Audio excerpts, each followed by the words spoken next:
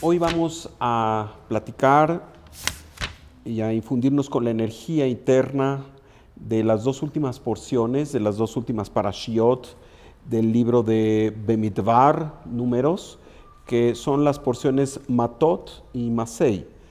Matot es el plural de la palabra Mate, que significa como el comité ejecutivo de una empresa, de un grupo. Entonces, realmente aquí se refiere a lo que Moisés habló a los jefes de los comités directivos, es decir, a los presidentes de las tribus, sobre ciertas indicaciones que venían directamente del Creador. En particular, esta primera porción, Matot, viene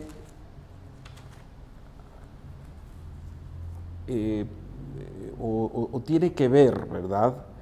Empieza el contenido de esta porción hablando de promesas y en una forma bastante interesante que pudiera inclusive molestar a aquellos que piensan que la Torá tiene una inclinación machista, porque dice que un hombre que hace una promesa, esta perdura. Pero ¿qué pasa con una mujer, sobre todo una mujer menor? Y dice que si su padre, o en caso de que esté casada, su marido, pueden anular estas promesas,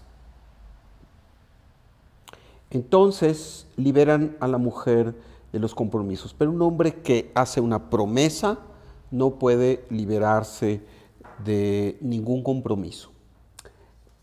Vuelvo a decir, esto podría, si es que no analizamos con profundidad, causar molestia a quien piensa que la Torá es Shalom sexista, o que hay una preferencia o una prioridad al sector masculino, pero realmente solo es cuando entendemos que la Torá no se refiere realmente a hombres y mujeres, y aunque desde luego entendemos que hay roles diferentes, en términos generales la Torá no hace un distingo, digamos, en cuanto a la energía profunda de quien tiene una postura superior. Desde luego que no, simplemente hablamos de que el hombre representa el principio activo del universo y la mujer representa el aspecto receptivo.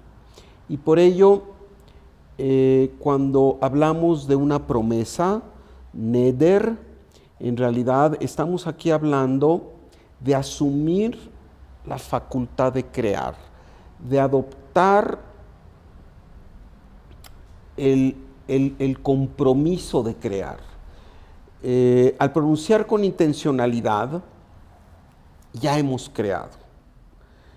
El hombre representa al mundo espiritual, al mundo potencial, a la parte activa del cosmos. Y la mujer es el mundo factual, es el aspecto de la vasija, el aspecto receptivo. Cuando se nos dice que el hombre lo que promete prevalece a toda costa, y en la mujer hay la oportunidad de anular ese compromiso o esa promesa, vuelvo a repetir, no es que la Torá, que es vehículo de la manifestación del Creador, quiera decirnos que la mujer es menos importante o que la mujer debe ser patronizada. Desde luego, por muchos siglos quizá esta fue la interpretación, una interpretación que no es la interpretación profunda. Como decíamos, en realidad cuando la Torah se refiere a hombres, mujeres, y en este caso se refiere en particular a la posibilidad de asumir la facultad de crear al pronunciar una promesa o un compromiso. Y lo que sucede en el mundo potencial, representado por el aspecto masculino, y lo que significa esto en el mundo factual, en el mundo de Malhut, en el mundo en que vivimos. En realidad, quiere decir que en este mundo tenemos la capacidad de reorientar nuestros compromisos.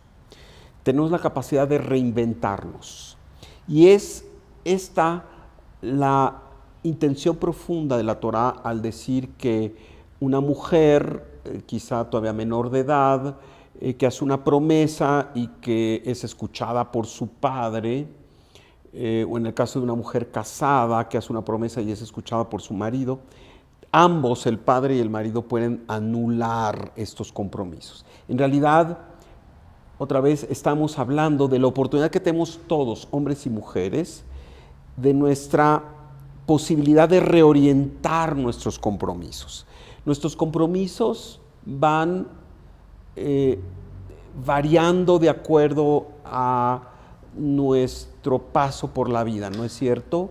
No es el mismo compromiso el que tenemos cuando somos menores que cuando asumimos mayores responsabilidades, cuando accedemos a ciertos niveles de conciencia.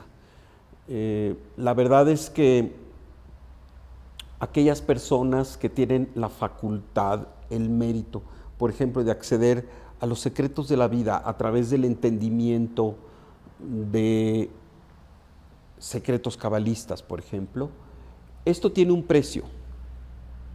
Y el precio es el compromiso. El precio es esa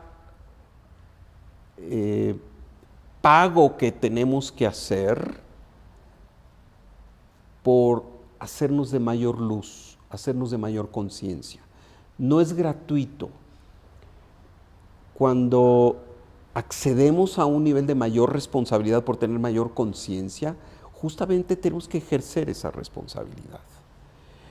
El que es dotado de habilidades para influir, para transformar el mundo propio y el de los demás, a su vez tiene que asumir mayores compromisos, tiene que estar consciente de que a mayor poder de la luz, mayor compromiso. Y esa es la diferencia entre el poder terrenal y el poder que adquiere la persona vía la conciencia, vía el llegar a un lugar de conciencia superior. En el primero pudiera entenderse que alguien que se vuelve muy poderoso tiene la capacidad de ordenar a que la gente haga lo que él desea o que los puede guiar hacia un fin. El liderazgo espiritual, el encumbramiento de alguien que llega a una postura espiritual y tiene verdaderamente un impacto en su vida y en la vida de los demás, por necesidad, dentro del sistema de la pureza, dentro del sistema de la Kedushá, no es que tenga más poder para hacerse de los bienes de los demás o de los servicios de los demás, sino que tiene más responsabilidad porque tiene la capacidad de tocar más vidas.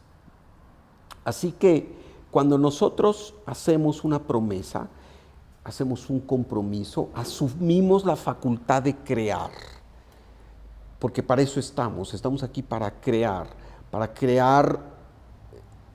nuevas realidades, para descorrer las cortinas de la ilusión y del caos. Esto es crear realmente, es manifestar la idea primigenia del Creador, de abundancia, de felicidad, de unidad, de conjunción. Eso es para lo que esencialmente venimos cada uno de nosotros, a revelar la luz del Creador. Y en asumir esta facultad de crear a través de ser canales para manifestar la luz del Creador, en este mundo nos podemos equivocar o podemos en algún momento dado asumir que nuestra responsabilidad es una cuando luego nos damos cuenta que es otra. Ahí es donde entra el significado profundo de que aquello que hemos asumido como responsabilidad para crear en este mundo, aun cuando es importante cuidar lo que prometemos y lo que decimos, podemos y tenemos la capacidad de reorientar nuestra fuerza.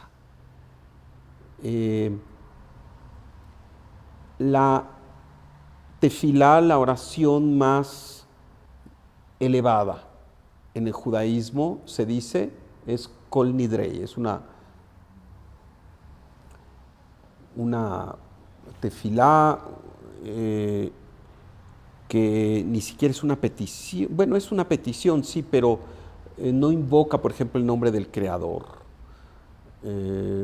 Y sin embargo, lo único que dice es que todas las promesas, en todas sus formas, mandas, compromisos, etcétera, quedan borradas. Esto porque, en realidad, cada vez que nosotros manifestamos una intencionalidad a través de una promesa, el cosmos la registra como un hecho. Para el cosmos no hay diferencia entre la intencionalidad potencial y lo factual, porque el cosmos simplemente es.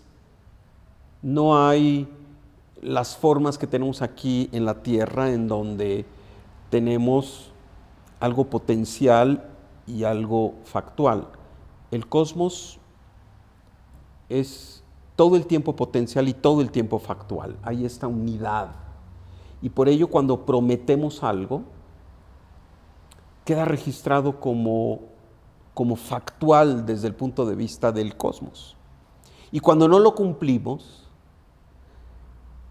por cualquier razón, tenemos el libre albedrío de cumplir o no cumplir nuestras promesas.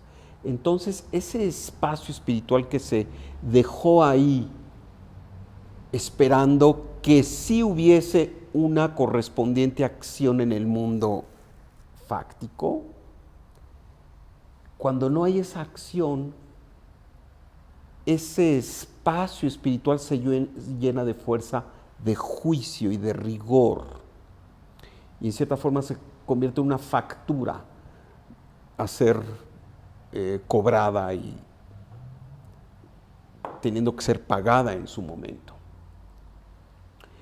Sin embargo, aquí lo que nos dice esta porción, cuando entramos a comprender profundamente y a interpretar lo que nos dicen los maestros cabalistas como el Ari, es que aun cuando hemos hecho una promesa,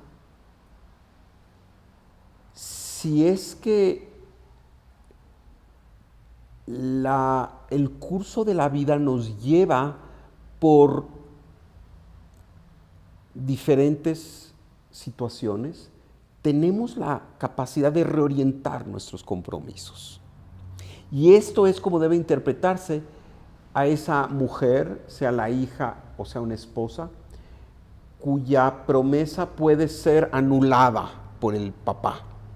Quiere decir que el aspecto actor de nosotros mismos, si nosotros somos actores y somos receptores también, que nuestro aspecto actor en su momento puede reorientar nuestros compromisos y nuestras promesas.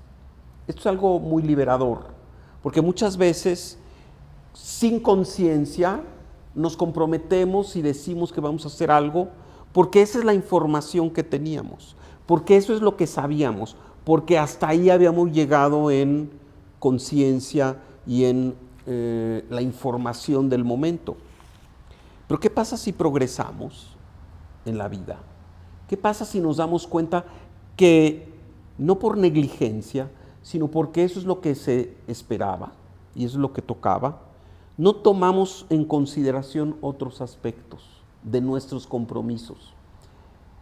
Así que el mensaje profundo y liberador es de que podemos reorientar nuestros compromisos. Ojo, esto no quiere decir que podemos hablar libremente y decir yo prometo hacer esto y lo otro y no hacerlo simplemente. Estamos hablando de aquellos compromisos y de aquellas promesas que hicimos y que en su momento la vida nos llevó a ver otro tipo de situaciones en donde nos damos cuenta que ese compromiso se quedó corto o simplemente no obedece a la situación actual. Así que no tiene nada que ver con discriminación de la mujer, no tiene nada que ver con ser machista, realmente es cómo asumimos la facultad de crear a través de lo que decimos y de lo que pronunciamos. Desde luego es muy importante que no usemos la palabra para cosas vacías, para quitarnos de momento de alguna situación o molestia y entonces prometemos algo que no vamos a cumplir. Ahí verdaderamente esto no se toma como una reorientación de nuestro compromiso, se toma como una falta. Y esa falta por haber sido pronunciada cuando hemos prometido algo y no lo cumplimos, eso tiene un efecto y una consecuencia. Muy importante entonces cuidar lo que prometemos, cuidar lo que pronunciamos, cuidar nuestra intencionalidad. Algo que queda registrado en el mundo espiritual invariablemente se va a manifestar. Por ello, tenemos que ser sumamente cuidadosos en estas promesas y entender que cuando nos hemos comprometido a algo y ese compromiso fue sincero, pero no se dio dentro de un contexto en donde teníamos toda la información o donde no habíamos accedido a un cierto nivel de conciencia, podemos reorientarlo. ¿Qué quiere decir? Podemos especificar nuestro compromiso sin por ello caer en una falta de cumplimiento, por así decir, a nivel cósmico. Enseguida, esta porción, después de hablar de este aspecto, habla y dice en estos términos que Israel tiene que llevar a cabo la venganza de Hashem contra Midian. Y entonces hay esta guerra contra Midian, de la cual salen triunfadores. Y otra vez, a un lado lo histórico, que es desde luego muy interesante, que tiene que ver esto con nuestra vida hoy. Y sabemos que Midian representa la falsedad, la equivocación de nuestra intencionalidad, otra vez. Por ejemplo, se habla de que Yitro, el suegro de Moisés, este ser que hizo un cambio de 180 grados, era el Cohen de Midian, era el sacerdote de Midian.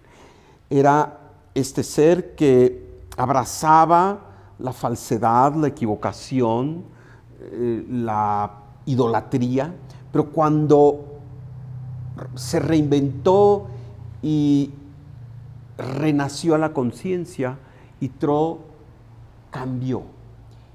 Y entonces ya no se puede decir que es Cohen Midian. Midian entonces es este nivel de conciencia que representa lo equivocado, lo falso, los apegos y el deseo de control del mundo físico como fin último de nuestra existencia. La guerra contra Midian es entonces la guerra de la conciencia robótica y la conciencia divina. ¿Quién gana? Todo depende de nosotros.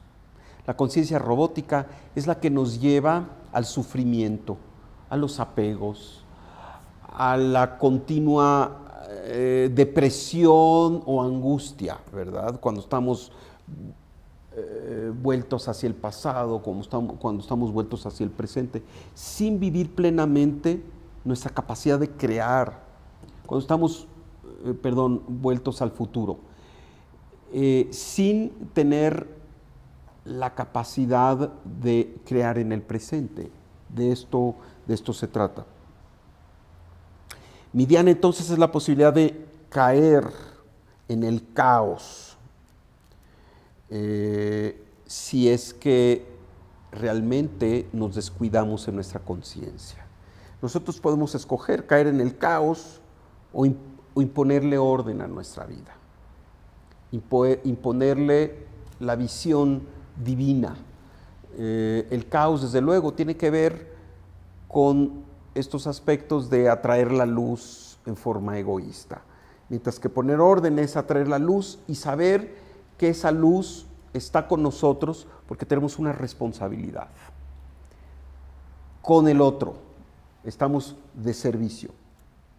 Cuando somos fieles a nuestra intencionalidad superior, ganamos la guerra contra Midian. Así que entonces esta porción habla de esta fuerza, de asumir la facultad de crear, de cuidar aquello que decimos, porque con nuestra intencionalidad y con nuestras palabras creamos realidades. Y estas realidades pueden ser caóticas, pueden ser dolorosas, pueden ser desastrosas, destructivas, o pueden ser del verdadero triunfo, del triunfo contra Midian, cuando somos fieles a nuestra intencionalidad superior, cuando sabemos que venimos a ser felices a través de hacer feliz a los demás. Y esto está ligado desde luego con la siguiente porción, que generalmente se leen en conjunto, Matot Masei. Y esta es la última porción del libro, la última del libro de Bemidbar. Y Masei significa, Masá es viaje, y habla la Torá de los viajes del pueblo de Israel. Y habla de 42 lugares.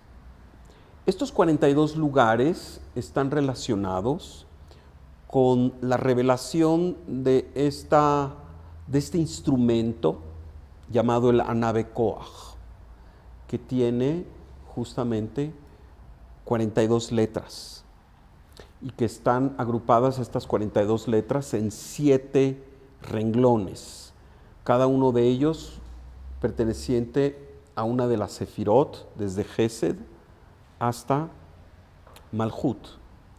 Y cada una de estas 42 letras compone lo que se llama el Shem Membet, el nombre de los 42. Y justamente estos 42 lugares que nos detalla la Torá son 42 fuerzas de conciencia. Por ello, los estudiosos de la Kabbalah utilizan siempre como un instrumento diario, como un instrumento que está ahí en todo momento, a la Anabe Koach, que es esta meditación revelada por Rabbi Nehunia ben Hakana, un gran rabino tanaíta de los tiempos de Rabbi Shimon Bar Yochai, de hace casi 2000 años, y que nos revela justamente en esta forma poética esta fuerza de esta secuencia de 42 letras, que corresponde justamente a estos 42 lugares de conciencia. Es una meditación poderosa que nos permite purificar nuestras intenciones, porque todo parte de la intención, todo parte de la intención. Cuando educamos a nuestro ser a escuchar las intenciones del alma, entonces estamos en un mucho mejor lugar para llegar a nuestra misión final. Lo que pasa es que nos distraemos en este mundo y nuestras intenciones en realidad a veces cambian y a veces se desorientan, quedan deslumbradas por la inmediatez del mundo físico. Así que el último capítulo de este libro de Números de Bamidbar justamente es esta posibilidad de absorber energía de pureza a nuestras intenciones.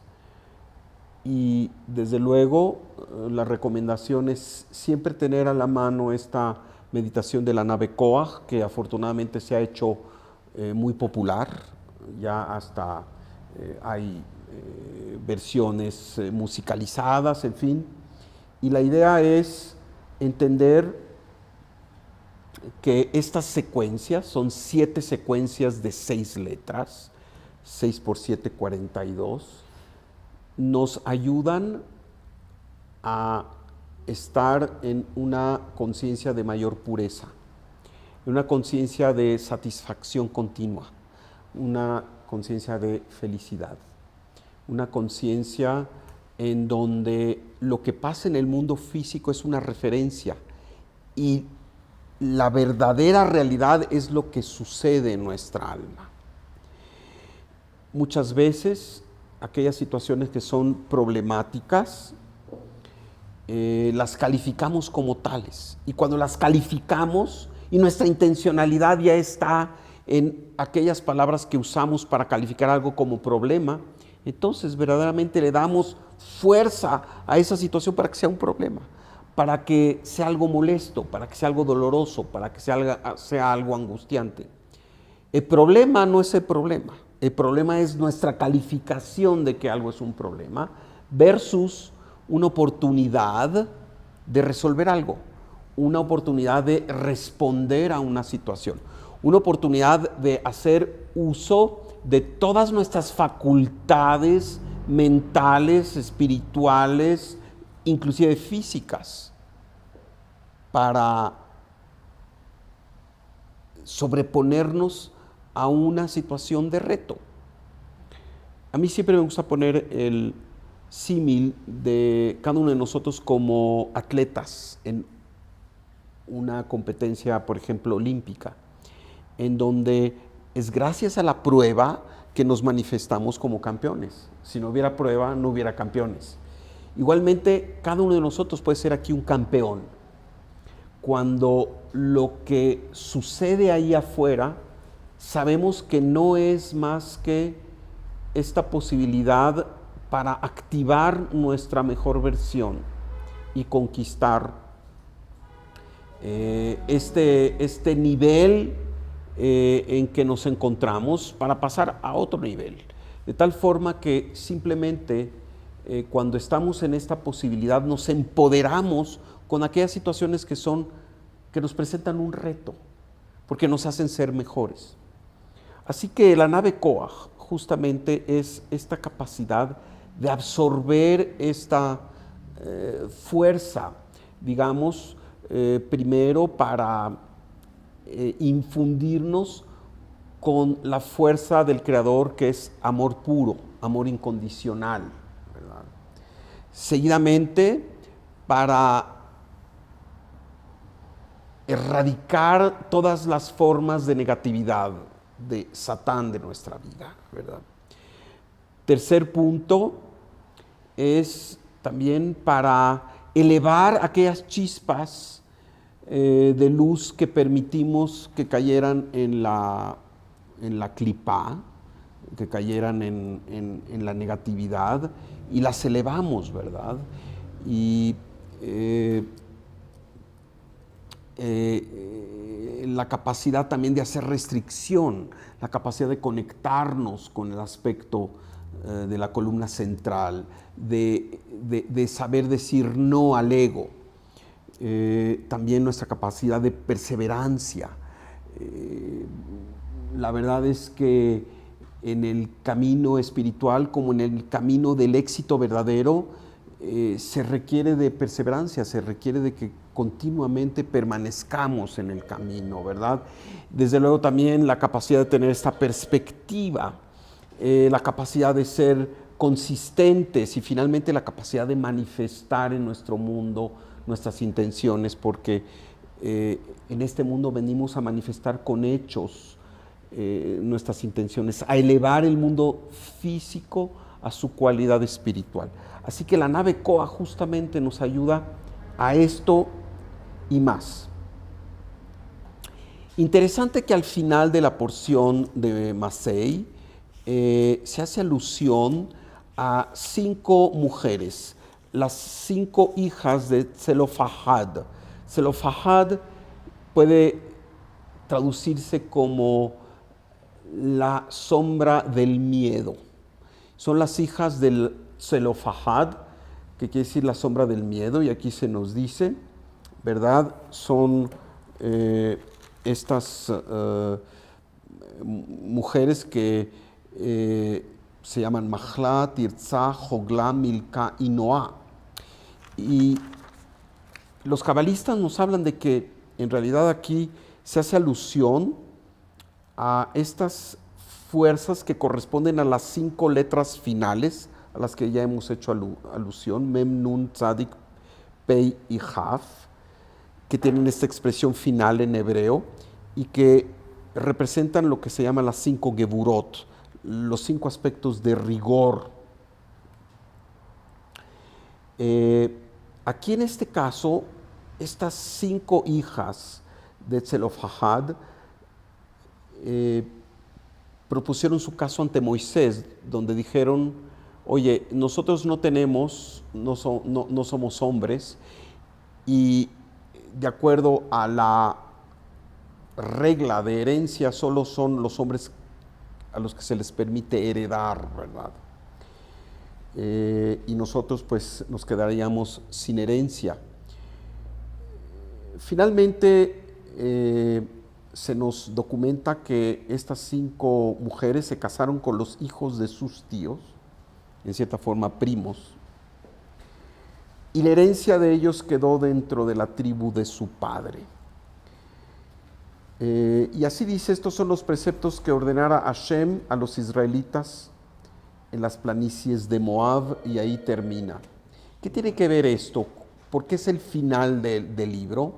Porque en realidad uno de los aspectos importantes que venimos nosotros a gobernar es el manejo del rigor. El manejo de la Geburá. La Geburá a veces tiene la cara de ser el villano de la historia, y no es así. La Geburá es un aspecto necesario en nuestra vida para terminar con el aspecto de la negatividad, para hacer las correcciones que tenemos que hacer. Y entonces, interesante que estos 42 lugares, que son estos 42 espacios de conciencia, que corresponden a esta secuencia luminosa del Anabe Koach, de las 42 letras, también finalmente nos infunden para que tengamos la sabiduría de manejar el aspecto del rigor en forma correcta y justa. Sin el rigor, el mundo sería caos, porque entonces habría un gran riesgo de incurrir en lo que venimos a corregir, que es lo que nuestros maestros llaman el pan de la vergüenza. Sin el aspecto del rigor no puede haber corrección del pan de la vergüenza. El rigor, cuando lo utilizamos para bien, es estructura. El rigor, cuando lo utilizamos para bien, es una posibilidad de respeto y convivencia. El rigor, cuando lo utilizamos para bien, inclusive aplicados a nosotros mismos, es disciplina y es la posibilidad de una vida virtuosa. Por ejemplo, si no ponemos rigor en lo que comemos, si no ponemos rigor en lo que decimos, si no ponemos rigor en nuestras acciones frente a los demás. Entonces, es fácil que caigamos demos apertura a fuerzas caóticas, fuerzas negativas. Así que estos 42 espacios espirituales de conciencia correspondientes a los 42 lugares en donde se estacionó el pueblo de Israel desde su salida de Egipto hasta la llegada a Israel, también debe de incorporar en este mundo físico el aspecto virtuoso de la Geburah.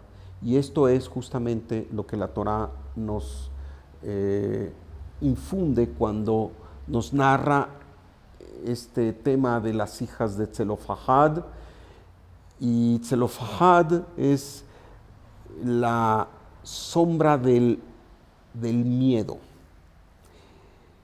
El miedo sabemos que es esta fuerza paralizante que nos impide llegar a donde tenemos que llegar. Es una fuerza que utiliza el Satán para impedir que hagamos el trabajo divino, el miedo.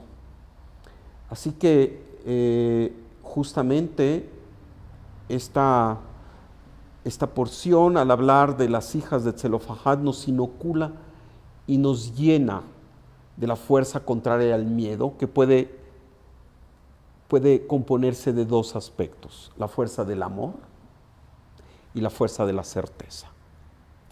Y en realidad, cuando hay certeza hay amor, y cuando hay amor hay certeza. Así que así es como termina esta porción, siempre cercana al Rosh Chodesh Av, siempre cercana a este tiempo que se considera uno de los tiempos duros dentro del calendario hebreo, y nos prepara justamente con esta capacidad de asumir las facultades de nuestra capacidad de crear, el saber que el Creador está ahí siempre, inclusive para dotarnos de la fuerza de conciencia para estar más cerca de Él, y que en otras cosas significa el cómo nos desempeñamos en nuestras vidas al poner límites y poner estructura. ¿Algún comentario, pregunta?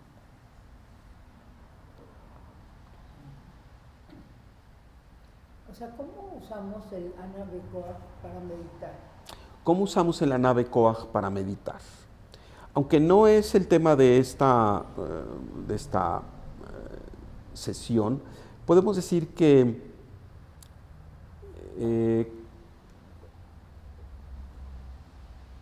cada uno tiene una forma personal, pero el Anabe Koach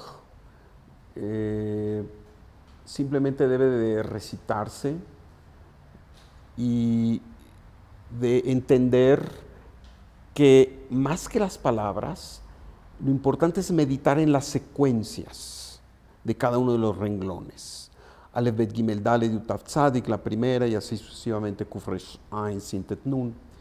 Lo están viendo ahora en sus pantallas.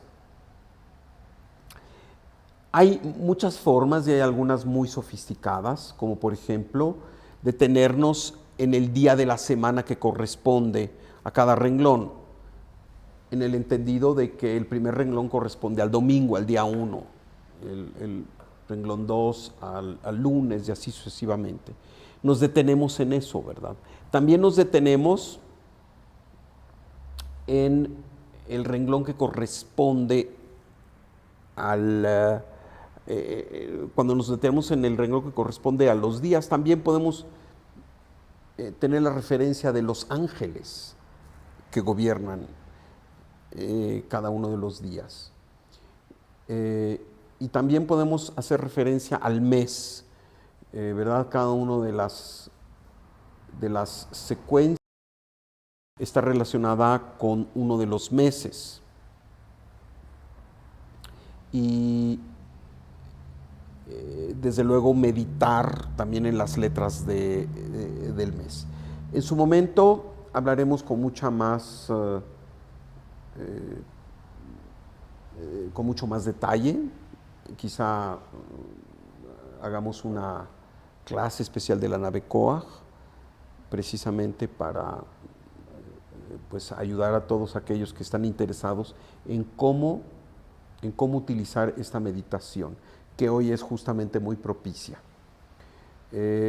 Simplemente hoy, con lo que aparece en pantalla, yo diría hacer esta lectura y el rastreo ocular de las 7 secuencias y meditar en atraer luz, meditar en atraer felicidad, meditar en atraer abundancia, meditar en atraer protección, meditar en separarse de los aspectos de la negatividad.